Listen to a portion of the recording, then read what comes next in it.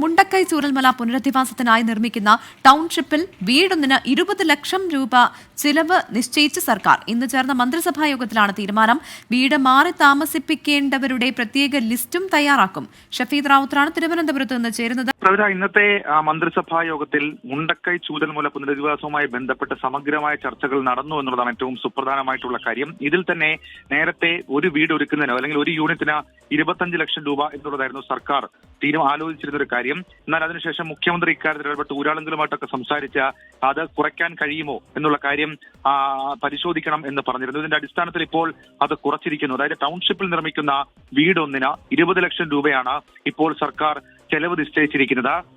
ഇക്കാര്യത്തിൽ ഏതാണ് നമ്മൾ രണ്ട് പട്ടികകളിലായി 323 വീടുകളായിരിക്കും വരിക എന്നുള്ളതാണ്, ആദ്യഘട്ടത്തിൽ വരിക എന്നുള്ളതാണ് നിലവിൽ ഇപ്പോൾ മന്ത്രിസഭാ യോഗത്തിന് ശേഷമുള്ള തീരുമാനമായി നമുക്ക് മനസ്സിലാക്കാൻ കഴിയുന്ന കാര്യം. അതേസമയം നോ ഗോ സോൺ, അതായത് സുരക്ഷിതമല്ലാത്ത മേഖലയിൽ താമസിക്കുന്നവരെ പരിഗണിക്കും.